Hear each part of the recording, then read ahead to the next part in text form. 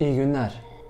Çok değerli ve sevgili dostlar. Fark ettiğiniz üzere belimde korse var. Ayak zaten gidik. Bizi takip edenler biliyordur. Kol da gidik. Gerçekten bugün buraya oturabildiğime şükrediyorum. Çünkü nefes dahi zor alıyorum artık. Bu niye biliyor musun? Bunu... Neyse.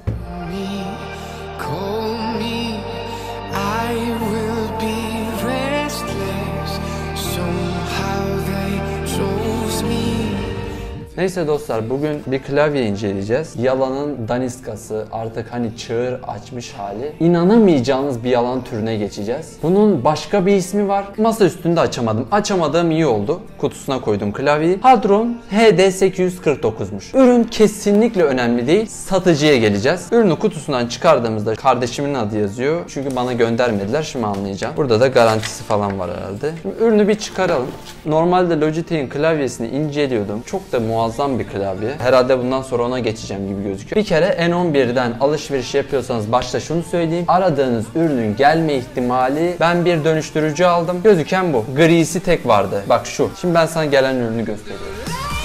Evet, gelen ürün bu. İki taraflı. Biri şarj, biri kulaklık yine. Bu çok basit bir şey. O yüzden ben bunu zaten almadım. Aptal değil. Ben bunu 20 liraya da gördüm. Almadım. O dönem kullanmak zorundaydım. Kullandım. Çok basit bir şey ama mecburen hasta olduğum için yatalaktım. Kullanmak zorundaydım. Ve geri de iade edemiyorsun bu karantina sürecinde. Uğraşamam dedim. Kaldı elimizde. Ya çok karışık bir olay. Şu ana kadar biz tanıttık, mesela dedik ki adam Mechanics diye mekanik diye satıyor. Adam normal membranı Mechanics diye satıyor. Bu normal membran klavyeyi, içini gösteririz zaten, mekanik diye satıyor. Şimdi ilk başta bir videomuz var. Niye ben bunu SS aldım? Çünkü firma değişiklik yapmış. Bakın, ben ürünü sipariş vermeden önce videosunu çekiyorum ya da verdikten hemen sonra. Yazmış ki RGB ışıklı gaming oyuncu mekanik klavye. RGB mekanik klavye. Fakat klavyenin ismi belli değil. Yani ne alacağınız belli değil. Ve 110 TL'lik bir fiyatı var. Sayfayı yeniledim o ara. Aşağı indiğimizde almış olduğunuz tüm ürünler 0 kapalı 2 yıl. Yeni seri olup Temu Switch, bak switch'i vermiş adam. Çok daha kalitelidir. Gerçek mekanik oyuncu klavyesi hissi verir. Kablolu gaming klavye PG965. Bu başka bir model olması lazım. Neyse, ekstra ağırlık desteği ki bu aşırı hafif bir ürün. Mekanik switch 60 milyona kadar tuş basım ömrüne sahiptir demiş. Olmayan switch'e ömür biçiyor. Temu'nun özelliklerini veriyor. Temu burada yok. Marka yok. Yani gözüken şey yok. Ürün ağırlığı 950 gram diyor. Renk siyah.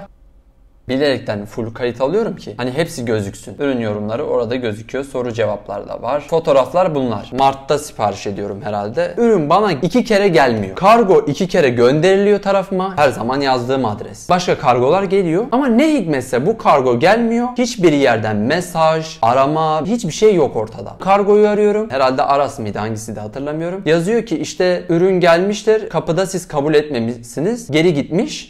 Ama kadını aradığımda adresi bulamamışlar diyor. Hanımefendi dedim, sitenizde farklı yazıyor, siz farklı bir şey söylüyorsunuz. Ve 2 kere ürün gelmedi. Ne bana mesaj, ne bilgi, hiçbir şey yok ortada. Şöyle bir şey var. Bir kargocu gelirse güvenlikten geçmeden giremez. Ve geçtiğinde de bize telefon gelir. Efendim işte birisi geldi, sizin böyle bir kargonuz var mı? Hadi ben sağırdım, duymadım. Sonra geldim, megafonda yine cevapsız aramalarda yok. Megafonumuz öyle. Mesaj falan da gelebiliyor. Ya bu satıcı bana göndermiyor ürünü, kargocuyla mı anlaştı, ne oldu bilmiyorum çünkü hiçbir şey yok ortada. Ve adam göndermiyorum diyor. O arada ben de hemen siteye tekrar giriyorum ve şununla karşılaşıyorum. Ürünün fiyatı 130 TL'ye çıkmış ve açıklama değiştirilmiş. Tam o arada açıklamayı değiştirmiş. Şimdi ben eskiden SS almadığımda ilk yalan videolarımda bakıyordum, adam giriyor ya, şimdi ben tanıtmışım ürünü, göstermişim. Biri giriyor, bakıyor, yok orada öyle bir şey, tamam mı? Adam açıklamayı değiştirmiş. Adam da saftirik değil yani. Bakıyorum yorumlar şöyle. Ömer abi biz girdik, öyle bir şey yoktu. Kanka tamam, sen girdiğinde yoktu da bende yalan atıyor halimiz yok. Bak, mekanikten mekanik hisliye dönmüş. HD849 markada eklenmiş bu sefer. 60-80 gram uygulamanız gerekirken 45-50 gram güç uygulamanız gerekiyor. 2 mm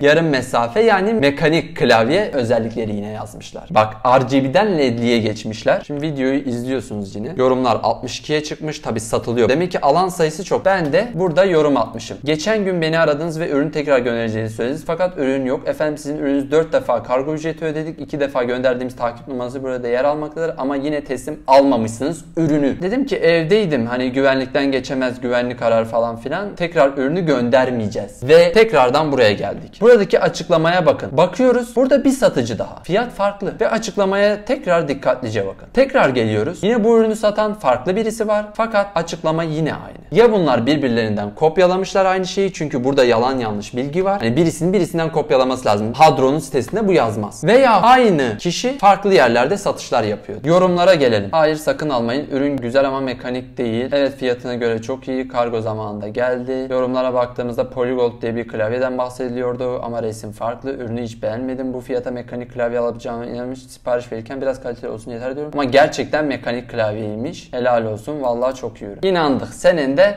olduğuna inandık yani. İlanda değişiklik olmuş sanırım. Mekanik hissi çok iyi. Memnun kaldım. Ama iyi döndürmüşler. Yani gerçekten 72'ye ulaşmış yorum sayısı. Bu da ne demek? Bayağı satış yapmış. Her alan yorum yapmıyor. Soru cevap. Ürün açıklamada klavyenin mekanik olduğu yazıyor ama mekanik değil. Ayrıca ürün rengi beyaz. Bizim istediğimiz siyah. Bu ürün öncelikle mekanik mi? Değil mi? Eğer mekanik değilse iade edeceğim. Mekanik efendim. Beyaz gelmiş olabilir. Tarafımıza gönderebilirsiniz. Siyah ile değişim yapabiliriz. Fakat sokağa çıkma yasağından sonraya kalacaktır. Ürün fotoğraftaki gibi değil, memnun değilim, ürün gönderdik ama iade kabul edilmedi demiş. Ürünü ilandakiyle aynı ama beğenmemiş olabilirsiniz. İade talebi ürün mağazamıza ulaşmadığı için reddedilmiştir. Allah Allah!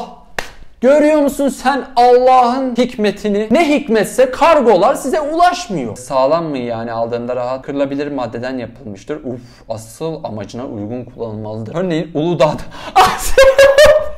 Bak bu çok güzel. Sağlam mı? Yani aldığında rahat veya hemen kırılmaz deme. Yani kırılmaz demi demek istiyor da. Neyse, kırılabilir maddeden yapılmıştır. Asıl amacına uygun kullanılmalıdır. Örneğin Uludağ'da kayak yaparken snowboard olarak kullanılırsa kırılabilir. Tabi ürün size sağlam olarak gelecektir ve bilgisayarda komut işleme birimi olarak kullanılırsa sağlamlığı daha uzun sürer. Klavyenin programı var mı? Nokta. Ürünle birlikte kol desteği geliyor mu demiş. Burada güzel bir cevap vermiş. Bilek desteği soruyorsanız evet geliyor. Evet, Türkçe Q klavye. Ananı avradın. Türkçe değil.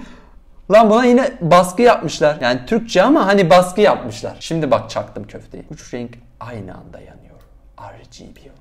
%30 da indirim varmış. N11'de Trendyol'da falan indirimsiz ürün kaldı mı acaba? Hepsi indirimli satılıyor. Bunu fark ettiniz mi? Benim çıkaracağım ürünü eğer satışını kontrol altına alabilirsek, emin olun fiyat neyse onu yazacağım. 139.90, 99.90 falan filan olmayacak dostlar. Bunu baştan söyleyeyim. %1 indirim bile yazmayacağım. Adamlar bakıyorsun %30, %50 indirimli. Mehmet Bey'den tişört alıyorsun, ne? 29.99. Biz de bu dersleri gördük. Biz de bunların eğitimini aldık ama kusura bakma, bu pazarlama değil. Neyse dostlar, ben sinirlenmeyeceğim. Bu bir kere 140 lira etmez. Onu bir geçin. İkincisi, çok hafif ve çok basit bir hissiyatı var. Ama yazımda, oyunlarda sıkıntı çıkarmadı. Doğruya doğru konuşuyoruz. Renk modlarına baktığımızda bu kadar. Kapanma, açılma. Ha bir de bir nefes alıp verme modu, full aynı renk. Bir de sabit. O kadar, bitti. Işığı kapat, aç. Işık derecesi falan var mı? Yok. Açtın, kapadın, bitti. Ne?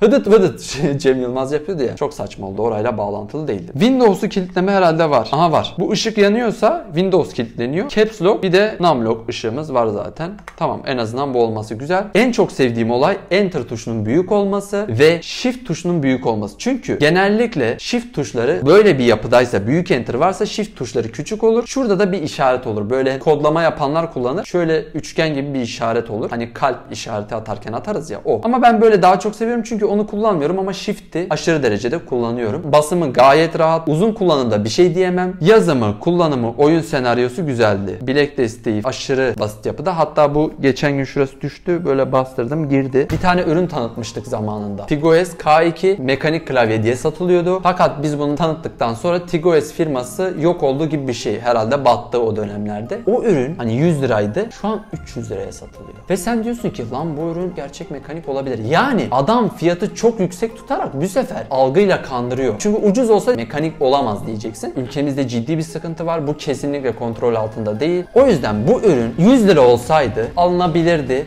derdim ama almayın derdim. Bunlara şans vermeyin. Benim kaybedecek bir şeyim yok. Ben bugün koltuğumu satıp ödüyorum buranın kirasını. 3 monitör vardı. İkisi satıldı. Ben bununla kiralarımı ödedim ama para için açmadım. Böyle diyelim dostlar, izlediğiniz için, vakit ayırdığınız için çok teşekkür ediyorum. Bak abone hiçbir şey demiyorum. Biraz siz dikkatli olun. Lütfen siz bunu yapabilirsiniz. Tamam mı? Kendinize iyi bakın. Sizi seviyorum. Kendi kitlemi daha doğrusu seviyorum. Sıkıntı yok bizim kitlede. Allah'a emanet olun. Bay bay.